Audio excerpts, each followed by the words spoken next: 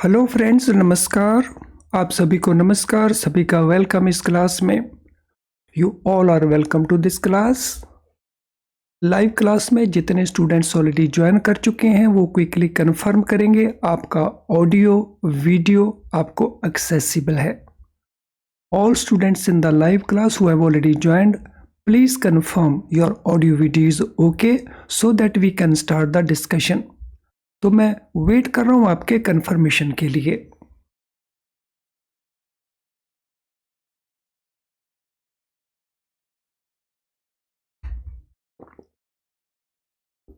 Yes, confirm कर दीजिए, I am waiting.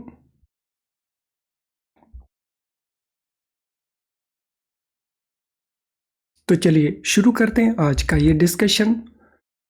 आज की ये हमारी क्लास बेस बिल्डिंग क्लास है, मॉड्यूल ए चैप्टर 4 के ऊपर operational aspect of deposit accounts को लेकर के। क्योंकि ये बेस बिल्डिंग क्लास है तो इसमें हम कॉन्सेप्ट को डिस्कस करेंगे और उसके साथ उससे रिलेटेड जो क्वेश्चंस हैं उनको डिस्कस करेंगे, सो दैट हमारा जो बेस है एकदम स्ट्रॉन्ग बने और फिर बड़ी आसानी से इनको लेकर के जो क्वेश्चंस पूछे जाएंगे उनको हम आंसर कर सकें। तो चलिए शुरू करते हैं। अकाउंट्स ऑफ माइनर कस्टमर्स, जो माइनर हैं उनके accounts. According to Indian majority Act 1875, every person who is domiciled in India, including a minor for whom guardian for the person or property is appointed by court, attains age of majority on his or her completing age of 18 years। तो बहुत important ये definition है जिसको लेकर के कई बार confusion होता है। पहले एक्ट का नाम क्या है जिसमें ये डेफिनेशन प्रोवाइडेड है? So that is majority Act 1875, इसमें ये डिफाइंड है। तो कोई भी पर्सन इंडिया के अंदर अगर उसकी एज 18 ईयर कंप्लीट होती है तो हम उसको मेजर कहेंगे। तो दिस मीन एज बिलो 18 हम उसको माइनर कहेंगे और सभी केसेस में कहेंगे इंक्लूडिंग कोर्ट अपॉइंटेड गार्डियंस। तो यहाँ पे बहुत क्लियरली लिखा है, सो जहाँ कोर्ट के द्वारा गार्डियन अपॉइंट किए जाते हैं, even in those cases the age is less than 18 years. तो सम टाइम हम 18 ईयर्स आंसर दे जाते हैं। 18 year means he has become major, but जब उसने कंप्लीट नहीं किए 18 ईयर्स तो only then he is minor. तो उसको हम इस प्रकार से लिखेंगे, यानी less than 18 years. According to Section 11 Indian Contract Act 1872, when age of maturity has been provided by law to be 18 years, any person less than that age even by a day would be minor in law. Indian Contract Act 1872 section 11 की explanation के मुताबिक अगर किसी person ने 18 years complete नहीं किए, एक दिन भी अगर वो कम है तो लॉ में उसको माइनर माना जाएगा। और इस एक्ट में इस सेक्शन में फर्दर और क्या कहा है? It further states that every person is competent to contract who is of age of majority according to law he is a subject and who is of sound mind and is not disqualified for contracting by any law to which he is a subject। तो section 11 और आगे क्या कहता है? कोई भी person उसको competent to contract कब माना जाएगा? जब उसने मेच्योरिटी की एज यानी 18 ईयर का एज अचीव कर लिया हो, वो साउंड माइंड का हो और साथ में वो डिस्क्वालीफाइड नहीं होना चाहिए for contracting by any law to which he is subject. So this mean जो माइनर है, माइनर कंपिटेंट टू कॉन्ट्रैक्ट नहीं है, और माइनर अगर कोई कॉन्ट्रैक्ट करता है तो वो कॉन्ट्रैक्ट एनफोर्सेबल कॉन्ट्रैक्ट नहीं होगा। Hence, minor is not competent to enter into a contract this affects his capacity to hold, acquire और डिस्पोज ऑफ द प्रॉपर्टी। इसी के चलते उसकी जो कैपेसिटी है, उसकी जो योग्यता है, प्रॉपर्टी को होल्ड करना, प्रॉपर्टी को परचेज करना, प्रॉपर्टी को डिस्पोज ऑफ करना, उसकी इस कैपेसिटी को अफेक्ट करते हैं, क्योंकि he is not competent to contract. A contract for supply of necessities of life according to status of the party to a minor is a valid contract. तो ये हुआ एक एक्सेप्शन। सो एक्सेप्शन क्या है? नॉर्मल जो कॉन्ट्रैक्ट है वो valid नहीं होगा, लेकिन ये जो स्पेशल कॉन्ट्रैक्ट है, किन केसेस में?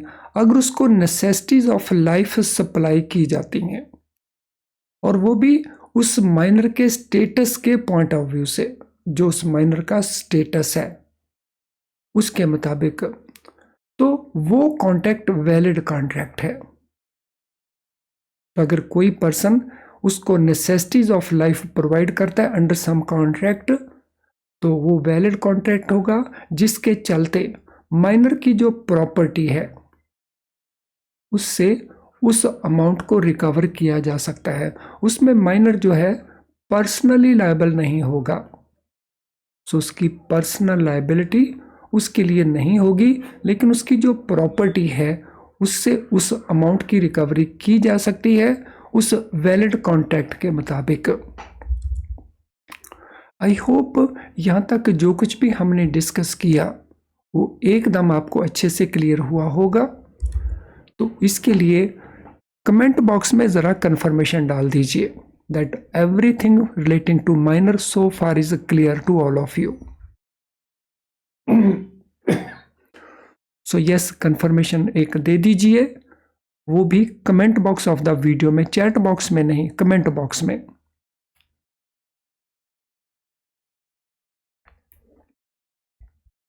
तो आपके कमेंट्स फीडबैक का काम करते हैं दूसरे स्टूडेंट्स के लिए, और फिर दूसरे स्टूडेंट्स उसके बेसिस के ऊपर उन लेसन्स को वॉच करके बेनिफिट ले लेते हैं।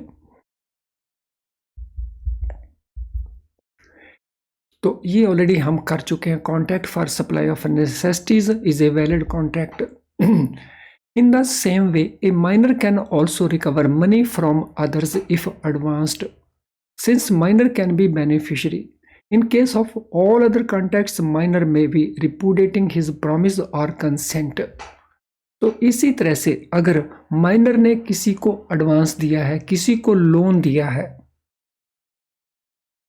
तो वो लोन की रिकवरी कर सकता है, बिकॉज माइनर जो है बेनिफिशियरी तो बन ही सकता है। तो बाकी जितने भी कॉन्ट्रैक्ट हैं तो जिसमें ये कंडीशन पूरी नहीं होती, यानी ये दो कॉन्ट्रैक्ट की हम बात कर रहे हैं, तो बाकी सभी कॉन्ट्रैक्ट में जो माइनर है वो अपने प्रॉमिस को, अपनी कंसेंट को पीछे जा सकता है, रिपुडिएट कर सकता है, मुकर सकता है उससे। तो he can refuse to honour those contracts, क्योंकि वो वायडेबल कॉन्ट्रैक्ट्स होते हैं। With a view to inculcating habit of thrift and saving, banks allow minors above age of 10 to open and operate deposit account subject to certain conditions. अब कई बार question पूछ लिया जाता है कि 10 इयर्स या उससे ऊपर वाले माइनर्स को हम अकाउंट ओपन करने की परमिशन देते हैं, ऑपरेट करने की परमिशन देते हैं कुछ कंडीशन के साथ। उसके पीछे पर्पस क्या है? तो उसके पीछे पर्पस है कि हमने उनमें सेविंग की हैबिट को इनकलकुलेट करना है। Opening of minor's account needs the completion of KYC formalities of both the minor and the guardian and ascertaining and recording bank's system her date of birth. तो जब भी हम अकाउंट ओपन करेंगे माइनर के नाम से, तो KYC हमें पूरा करना होगा। KYC पूरा करना होगा माइनर के केस के लिए भी और गार्डियन के केस के लिए। तो यहाँ पे हम बात कर रहे थे सेल्फ ऑपरेटेड अकाउंट की, और यहाँ पे हम बात कर रहे हैं गार्डियन ऑपरेटेड अकाउंट्स के लिए। लेकिन केवाईसी दोनों ही केसेस में पूरा कंप्लीशन करना होगा। And when we talk about guardianship, father is natural guardian for opening the account. Account open करने के लिए फादर को हम नेचुरल गार्डियन लेंगे, चाहे वो हिंदू माइनर का केस है या मुस्लिम माइनर का केस है। आरबी के डायरेक्शन इसके अलावा क्या कहते हैं? Based on a Supreme Court judgment, Reserve Bank ने जो माइनर के मदर हैं as a guardian account open करने का उनको परमिशन दिया हुआ है, और उसमें सभी प्रकार के मदर्स कवर्ड हैं, नॉट ओनली हिंदू और Muslim, all type of mothers are covered here. यानी father as a natural guardian उसको भी राइट है अकाउंट ओपन करने का। इसके अलावा मदर को as a guardian account open करने का राइट आरबी गाइडलाइंस के मुताबिक जो सुप्रीम कोर्ट की जजमेंट के ऊपर बेस्ड हैं, तो that also is permitted. The term natural guardian does not include step mother और स्टेप फादर। तो जब हम नेचुरल गार्डियन की बात कर रहे हैं तो उसके अंदर स्टेप मदर हो या स्टेप फादर हो, वो नेचुरल गार्डियन की परिभाषा में इंक्लूड नहीं होते। अगर अकाउंट हमने ओपन करना है सेल्फ ऑपरेटेड, तो माइनर शुड बी लिटरेट। तो ये जो रेगुलेशन है that the minor should be literate, तो ये कंडीशन किन केसेस में एप्लीकेबल है? तो ये एप्लीकेबल है in this case self operated accounts के केस में। Now there is a restriction, 2 minors can not open a joint account. 2 minor मिलके जॉइंट अकाउंट ओपन नहीं कर सकते। सो सिंगली अकाउंट ओपन कर सकते हैं, ऑपरेट कर सकते हैं, लेकिन जॉइंट उनका अकाउंट नहीं हो सकता, वो ओपन ही नहीं कर सकते। तो there is a restriction on that, उसके ऊपर ये रिस्ट्रिक्शन है।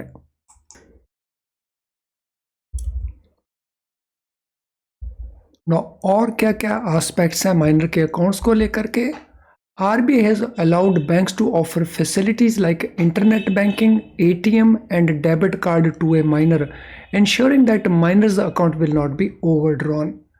तो माइनर के जो सेल्फ ऑपरेटेड अकाउंट्स हैं उनके अंदर भी, और जो गार्डियन ऑपरेटेड अकाउंट है उनके अंदर तो ऑलरेडी अवेलेबल है। तो जो सेल्फ ऑपरेटेड अकाउंट है उनके अंदर बैंक इंटरनेट बैंकिंग की फैसिलिटी प्रोवाइड कर सकते हैं, ATM और डेबिट कार्ड भी परमिट कर सकते हैं। लेकिन उनको ये सुनिश्चित करना होगा कि माइनर का जो अकाउंट है वो ओवरड्रॉन ना हो, यानी वो अकाउंट लोन अकाउंट ना बन जाए। अगर वो ओवरड्रॉन हुआ तो माइनर अपने कॉन्टैक्ट को रिपुडिएट कर सकता है। इन दैट केस हम इस ओवरड्रॉन अमाउंट को रिकवर नहीं कर पाएंगे। Hence this precaution is necessary. Banks can decide on the document that will be required to open account by the minors. तो माइनर के अकाउंट में कौन से डॉक्यूमेंट लिए जाएंगे इसके बारे में रिजर्व बैंक ऑफ इंडिया का डायरेक्शन है कि ये डिसीजन बैंक अपने लेवल के ऊपर कर सकते हैं, लेकिन appropriate KYC, so that is basic requirement in these accounts also. Now operations in these accounts, तो जहाँ तक हम बात करते हैं ब्रॉडली ऑपरेशन अकाउंट ओपन करने की, अब हम डिस्कशन करेंगे operation in the accounts of minors. Minor should not be allowed to be overdrawn. तो माइनर के अकाउंट को हम कभी भी ओवरड्रॉन नहीं करवाएंगे। यहाँ पे स्पेसिफिकली बात हम कर रहे हैं जो सेल्फ ऑपरेटेड अकाउंट्स हैं।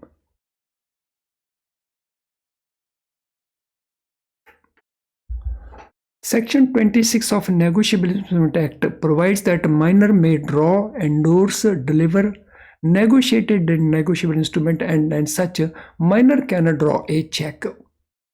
So जो Negotiable Instrument Act का Section 26 है वो क्या रूल देता है?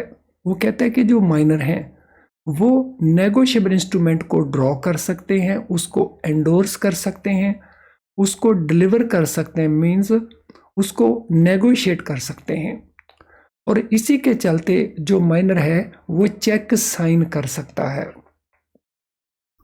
और जब माइनर चेक साइन कर सकता है अकॉर्डिंग टू सेक्शन 26, तो दिस मीन माइनर को चेक बुक दिया जा सकता है in the self operated account also. At the same time यहाँ पे एक बात का ध्यान रखना है, अगर इस प्रकार से ये चेक डिसऑनर हो जाता है, if this cheque gets dishonour, तो उसके लिए माइनर की जो पर्सनल लायबिलिटी है वो बिल्कुल भी नहीं होगी। So there is no personal liability for dishonour of a cheque. On minors attaining maturity the guardian is not allowed to operate the account. तो यहां पे हम बात कर रहे हैं गार्डियन ऑपरेटेड अकाउंट की। सो गार्डियन ऑपरेटेड अकाउंट, क्योंकि उसको गार्डियन ऑपरेट कर रहा है, तो जैसे ही माइनर मेजॉरिटी अटेन कर लेगा तो गार्डियन उस अकाउंट को ऑपरेट नहीं कर सकते हैं आगे। लेकिन अगर माइनर जो मेजर बन चुका है वो अथोराइजेशन दे देता है तो गार्डियन अकाउंट को ऑपरेट कर सकते हैं एज एजेंट। तो एजेंट के तौर के ऊपर या मैंडेट के बेसिस के ऊपर तो वो अकाउंट का कंटिन्यूशन कर सकते हैं। तो this is important restriction. Banks are free to fix minimum age at which they will allow minors to operate saving bank account independently. General rule है सेल्फ ऑपरेटेड अकाउंट के लिए 10 years एंड अबव, 10 साल या उससे ऊपर। लेकिन RBI का ये डायरेक्शन है कि बैंक्स फ्री हैं कि वो मिनिमम एज को फिक्स कर सकते हैं जब माइनर को self operated account independently open and operate करने का फैसिलिटी वो प्रोवाइड कर सकते हैं। सो इससे पहले कि हम इस पार्ट को कंटिन्यू करें, there are some important aspects, कुछ इंपॉर्टेंट इशू है। Are you preparing yourself by using IIBF books? क्या आप अपना प्रेपरेशन IIBF बुक्स को यूज करके कर रहे हैं? अगर ऐसा है तो आपके सामने कुछ इश्यूज हो सकते हैं। इशू नंबर 1, ये बुक्स जैसे भी लिखी गई हैं, जो भी इनमें इंक्लूड किया है, तो उसको अंडरस्टैंड करने में आपको डिफिकल्टी आती है। क्योंकि डिफिकल्टी आती है इसीलिए आपको उसको बार बार पढ़ना पड़ता है और फिर आप उसको भूल भी जाते हैं, जिसके कारण सेकंड डिफिकल्टी बन जाती है कि ये बहुत टाइम कंज्यूमिंग प्रोसेस होता है आपके लिए, और टाइम आपके पास ऑलरेडी कम रहता है because whole day you are working in the bank. Another issue में भी आप प्रैक्टिस करना चाहते हैं क्वेश्चंस की, लेकिन इनमें प्रैक्टिस के लिए आपको बहुत सारे क्वेश्चंस नहीं मिलते हैं, इसीलिए आपकी प्रैक्टिस अधूरी रह जाती है और फिर पेपर में आप स्कोरिंग नहीं कर पाते। इनका सॉल्यूशन क्या है?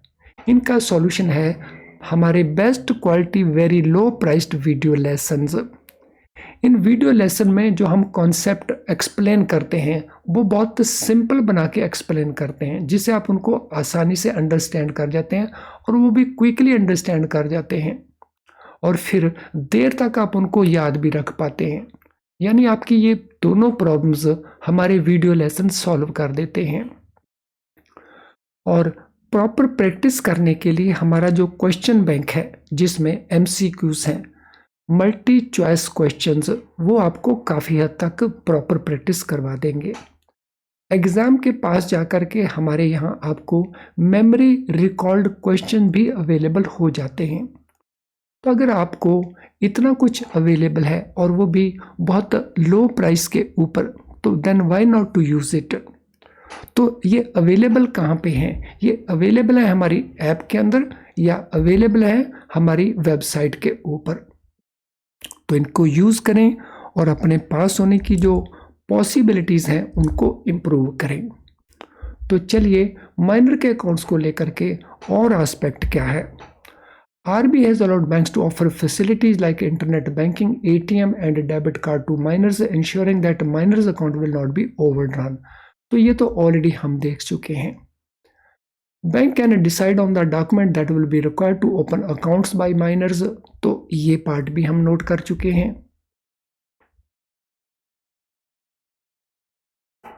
नो नेक्स्ट पार्ट क्या है?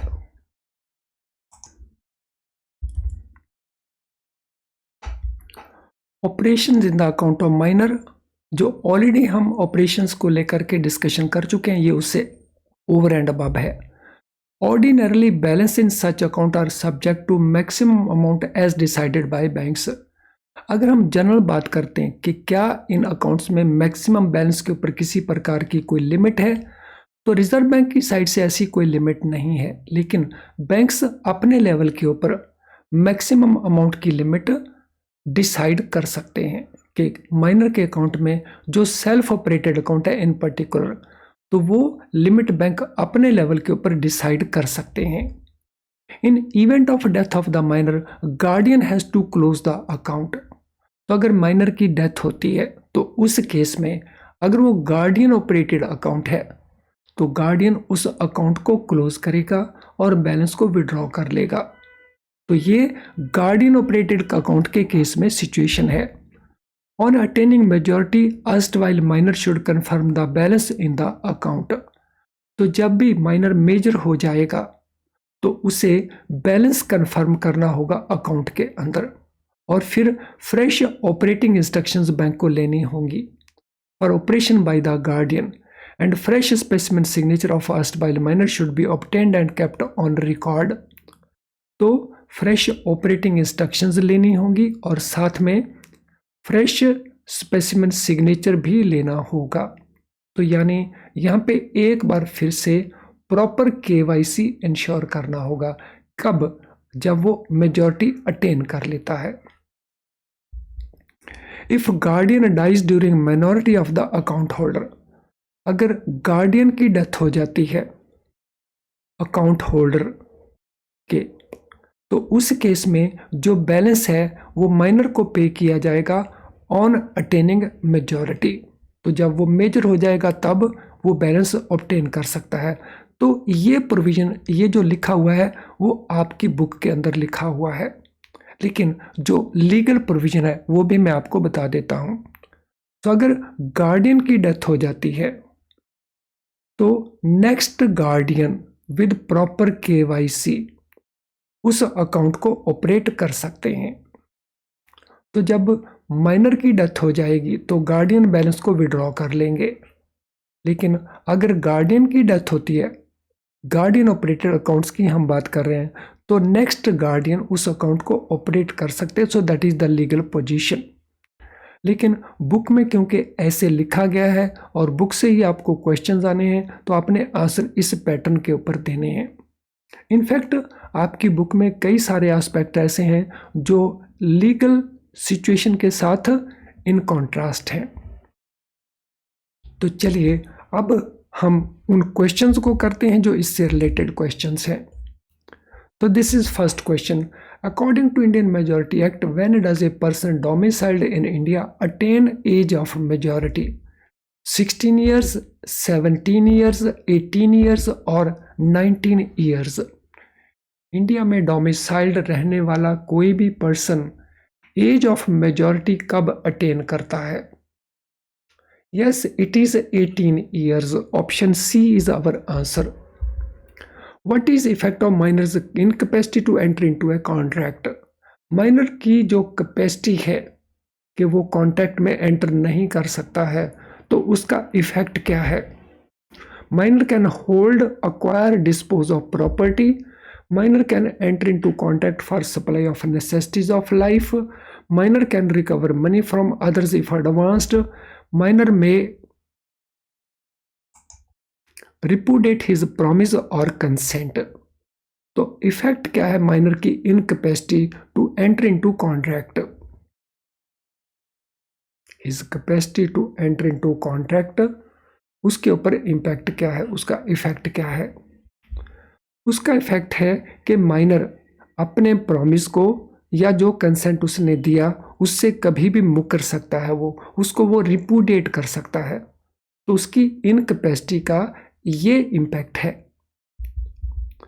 What is minimum age for minor to open and operate a deposit account in India? India के अंदर आमतौर के ऊपर मिनिमम एज माइनर की अकाउंट को ओपन करने की, ऑपरेट करने की कितनी है? 5 ईयर्स है, 10 ईयर्स है, 15 ईयर्स है या 18 ईयर्स है? बहुत आसान सा क्वेश्चन है जिसको आप आसानी से आंसर कर सकते हैं। So what is answer for question number 3?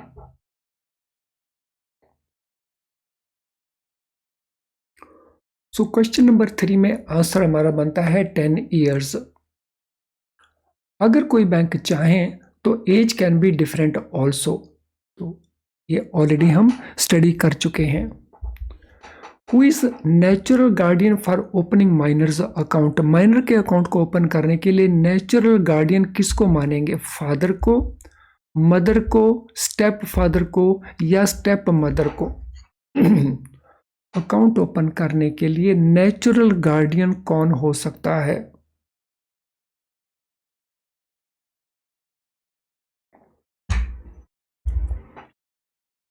तो natural guardian can be father only, केवल फादर, स्टेप फादर नहीं हो सकता। Next question, what is RBI's instance, what is RBI's stance on opening a miners account with mother as a guardian? RBI की direction क्या है कि mother as a guardian account minor के नाम से ओपन करें, तो उसको लेकर के आरबी की डायरेक्शन क्या है? So it is not permitted. It is allowed only in certain cases. It is allowed या it is allowed only if father is not alive. तो माइनर के नाम से मदर अकाउंट ओपन कर सकती हैं। इसको लेकर के रिजर्व बैंक ऑफ इंडिया का डायरेक्शन, उसका स्टांस क्या है इनमें से, वो हमने बताना है। सो क्वेश्चन नंबर 5 क्या हमारा आंसर बनेगा क्वेश्चन नंबर 5 के लिए? सो क्वेश्चन नंबर 5 के लिए आंसर हमारा बनेगा इट इज अलाउड, ऐसा परमिटेड है। और ये मदर किसी भी रिलीजन की हो सकती हैं। What is maximum amount of balance which a miners account can have? Minor के अकाउंट में मैक्सिमम बैलेंस कितना हो सकता है? No maximum amount, it is decided by the bank, it is decided by the guardian या it is decided by the minor himself or herself. So question number 6 के लिए हमारा आंसर क्या बनता है? Maximum balance who will decide? So it is decided by the bank. Bank का जो risk perception है उसके बेसिस के ऊपर बैंक ये डिसाइड कर सकता है। सो डिफरेंट बैंकों को डिफरेंट रिस्क परसेप्शन हो सकता है, तो उनका अमाउंट भी डिफरेंट हो सकता है if they so want it. What happens to the account if guardian dies during minority of the account holder? अगर गार्डियन की डेथ हो जाती है जब माइनर है, तो उस केस में उस अकाउंट का क्या होगा? Account will be closed, balance will be paid to minor after attaining majority, balance will be paid to guardian's family, balance will be paid to the bank. तो जो बुक में लिखा है, जो आपको समझाया गया है, उसके बेसिस के ऊपर यहाँ पे आंसर क्या बनता है वो हमने आंसर प्रोवाइड करना है क्वेश्चन नंबर 7 के लिए। So what will be the answer for question number 7? So 7 का आंसर बनता है balance will be paid to minor after attaining majority. तो option B will be our answer. Who can operate the account after minor attains majority? अगर minor majority attain कर लेता है तो फिर अकाउंट को ऑपरेट कौन करेगा? गार्डियन ऑपरेट करेगा, बैंक ऑपरेट करेगा, माइनर ऑपरेट करेगा या guardian with confirmation from the minor operate कर सकता है? तो क्या रूल है यहां पे बनता? Question number 8। तो यहां पे हम बेसिकली गार्डियन ऑपरेटेड अकाउंट्स की बात कर रहे हैं। तो उस केस में अगर माइनर मेजॉरिटी अटेन कर लेता है तो अकाउंट को ऑपरेट कौन करेगा? तो अकाउंट को या तो माइनर ऑपरेट करेगा या guardian with confirmation of the minor भी कंटिन्यूट कर सकता है। तो ये दोनों ही आंसर हमारे बनते हैं यहाँ के। हालांकि गिवन आंसर हमारा जो डी है उसको हम एक्सटेंड कर लेंगे, तो it is C and D दोनों ही। तो उसको माइनर जो अब मेजर बन चुका है वो भी ऑपरेट कर सकता है, या उसकी कंफर्मेशन के साथ गार्डियन भी ऑपरेट कर सकता है। Let us see the next question. What happens to the account when minor attains majority? जब माइनर मेजोरिटी अटेन कर लेता है तो अकाउंट को क्या हैपन होता है? तो एक डिफरेंट नजरिए से ये क्वेश्चन है हमारा। Account will be closed, guardian will continue to operate the account, minor may continue to operate the account, erstwhile minor should confirm the balance in the account. तो अगर माइनर मेजॉरिटी ऑब्टेन कर लेता है तो इनमें कौन सा एक्शन हमारा मोस्ट एप्रोप्रिएट है? तो which option is more appropriate? Which option is more appropriate? जो erstwhile माइनर है वो कंफर्म कर देगा बैलेंस को in the account. What is rule for overdrawing a miners account? Minor के अकाउंट को ओवर ड्रॉ करने से रिलेटेड रूल क्या है? It is allowed, it is not allowed, it is allowed with guardian's approval, it is allowed with bank's approval. So जो over drawing है minor के account में हम परमिट नहीं करते हैं, it is not allowed. Friends, आज के सेशन से रिलेटेड अगर आपका कोई भी क्वेश्चन हो किसी भी तरह का, तो इस वीडियो का जो कमेंट बॉक्स है तो वहां आप अपने क्वेश्चन को टाइप कर सकते हैं, तो उसको रीड करके हम सूटेबली वहीं पे आंसर दे देंगे। लेकिन अगर आपकी कोई जनरल क्वेरी है तो ये हमारा ईमेल आईडी है, तो यहाँ पे आप हमें मेल कर देंगे तो हम आपकी मेल को आंसर करेंगे ताकि सूटेबली आपकी हेल्प हो सके। आज का सेशन अगर आपको यूजफुल नहीं लगा तो इसको डिसलाइक ज़रूर करें, लेकिन अगर ये आपको यूजफुल लगा है तो फिर लाइक करने में संकोच ना करें, क्योंकि आपके लाइक करने से यूट्यूब इस वीडियो को, लेसन को और बहुत सारे स्टूडेंट को अपने लेवल के ऊपर दिखाने की कोशिश करता है। यानी लाइक करके हम दूसरे स्टूडेंट की हेल्प कर रहे होते हैं। आप इसके लिंक को शेयर कर सकते हैं अपने फ्रेंड्स कोलीग्स के साथ। चैनल अगर आपने अभी तक सब्सक्राइब नहीं किया है वो भी बेल आइकन के साथ, तो उसको ज़रूर सब्सक्राइब कर लें। अगर आपने सब्सक्राइब किया है लेकिन बेल आइकन को पुश नहीं किया तो हमारे बहुत सारे नोटिफिकेशंस आप मिस कर रहे होंगे। तो अगर आपको नोटिफिकेशन ऑन टाइम चाहिए तो बेल आइकन भी साथ में ज़रूर पुश कर लेना। चलिए आज के सेशन को अब हम वाइंड अप करेंगे। तो thank you friends and all the very best to all of you.